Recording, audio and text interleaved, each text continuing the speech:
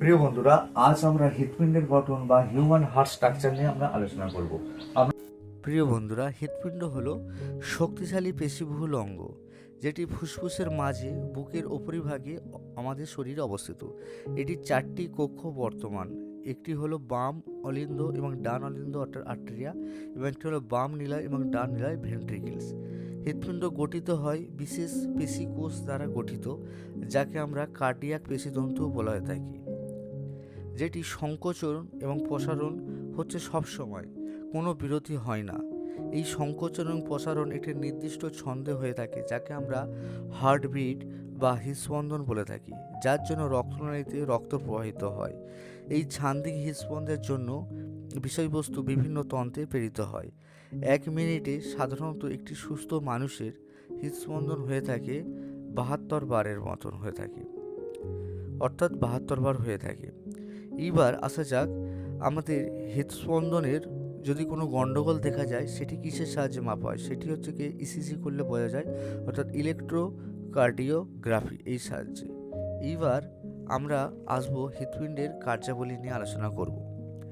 এখন অবিশুদ্ধ রক্ত আমরা জানি কম অক্সিজেন পূর্ণ হয়ে থাকে এবং বেশি কার্বন ডাইঅক্সাইড পূর্ণ হয়ে থাকে, আর বিশুদ্ধ রক্ত বেশি অক্সিজেন পূর্ণ হয়ে থাকে এবং কম কার্বন ডাইঅক্সাইড পূর্ণ হয়ে থাকে। একটি বড় শিরা আছে যার নাম কাভা শিরা, যেটি অবিশুদ্ধ রক্তকে বা কম অক্সিজেনপূর্ণ রক্তকে সংগ্রহ করে শরীরের বিভিন্ন অংশ থেকে শিরার মাধ্যমে, এবং সেটি ডান অলিন্দে সেটি খালি করে দেয়। ওই একই সময়ে ফুসফুস হইতে শিরা অক্সিজেনপূর্ণ রক্ত বাম অলিন্দে খালি করে দেয়। এই সময় চারটি কক্ষই সাধারণত প্রসারিত অবস্থায় থাকে। তখন অলিন্দ এবার সংকুচিত হয়ে যায় এবং অবিশুদ্ধ রক্ত ডান অলিন্দ হইতে ডান নিলয়ে প্রেরিত হয়, এবং একইভাবে বিশুদ্ধ রক্ত বাম অলিন্দ হইতে বাম নিলয়ে প্রেরিত হয়। এখন হার্টের ভালভগুলো রক্তকে পশ্চাতে আর এগিয়ে যেতে দেয় না।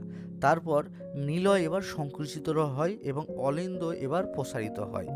রক্তকে পরিশুদ্ধ করার জন্য ডান নিলয় হইতে ফুসফুসে পাঠানো হয় দুটি পুলমোনারি আর্টারিজ বা ধমনির মাধ্যমে।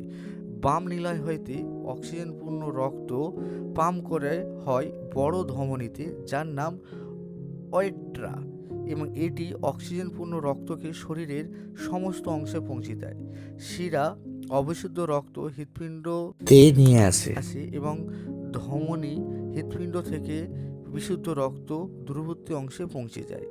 দুটি ব্যতিক্রম হলো পুলমোনারি আর্টারিজ অর্থাৎ পুলমোনারি ধমনী, যেটা অবিশুদ্ধ রক্ত বহন করে, এবং পুলমোনারি শিরা, যেটা বিশুদ্ধ রক্ত বহন করে থাকে। প্রিয় বন্ধুরা, ভিডিওটা ভালো লাগলে প্লিজ চ্যানেলটি লাইক, শেয়ার এবং সাবস্ক্রাইব। এবার আমরা হৃৎপিণ্ডের এই গঠন নিয়ে আলোচনা করছি, এবং এই হৃৎপিণ্ডের ডান অলিন্দ বাম অলিন্দের কিছু কাজ রয়েছে এবং ডান নিলয় বাম নিলয়ের কিছু কাজ রয়েছে। ডান অলিন্দের কাজ হচ্ছে অবিশুদ্ধ রক্ত, যত শরীরে অবিশুদ্ধ রক্ত আছে সেগুলো শিরার মাধ্যমে আসবে।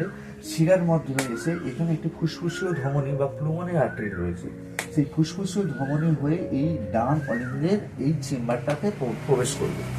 অর্থাৎ এই ডান অলিন্দর কাজ হচ্ছে অবিশুদ্ধ রক্তকে রেখে দেওয়া, আর এই বাম অলিন্দর কাজ হচ্ছে যত বিশুদ্ধ রক্ত অর্থাৎ অক্সিজেন পূর্ণ রক্ত সেটি হচ্ছে এই বাম অলিন্দেতে প্রবেশ করানো। এইবার এই অবস্থায় যখন এরা প্রসারিত অবস্থায় থাকে তখন এই অলিন্দগুলি এবার সংকুচিত হয়, এবং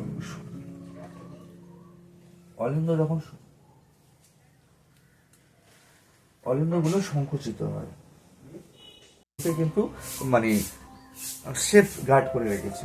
আর আমরা যদি এই ছবিটা যদি আমরা দেখতে পাই, এইটি যে দেখতে পাচ্ছেন আমাদের একটি ফুসফুসের ছবি, আর দেখতে পাচ্ছেন এটাও একটি ফুসফুসের ছবি, এবং ফুসফুসের মাঝখানে দেখতে পাচ্ছেন এখানটাই হচ্ছে আমাদের হৃৎপিণ্ডটি রয়েছে, এবং দেখতে পাচ্ছেন এই হৃৎপিণ্ড এবং ফুসফুসের মাধ্যমে কিভাবে ধমনী এবং শিরার মাধ্যমে কিভাবে একটি সংযুক্ত রয়েছে, অর্থাৎ অবিশুদ্ধ রক্ত বিশুদ্ধ রক্ত কিভাবে ফুসফুসে যাচ্ছে এবং সারা শরীরে সরে যাচ্ছে, এবং কিভাবে অবিশুদ্ধ রক্ত সারা শরীর থেকে কিভাবে হৃৎপিণ্ডে আসছে। এই যে ফুসফুস এবং হৃৎপিণ্ডের মধ্যে একটা মেলবন্ধন রয়েছে, সেটি কিন্তু আমরা এই ছবিটার মাধ্যমে দেখতে পাচ্ছি।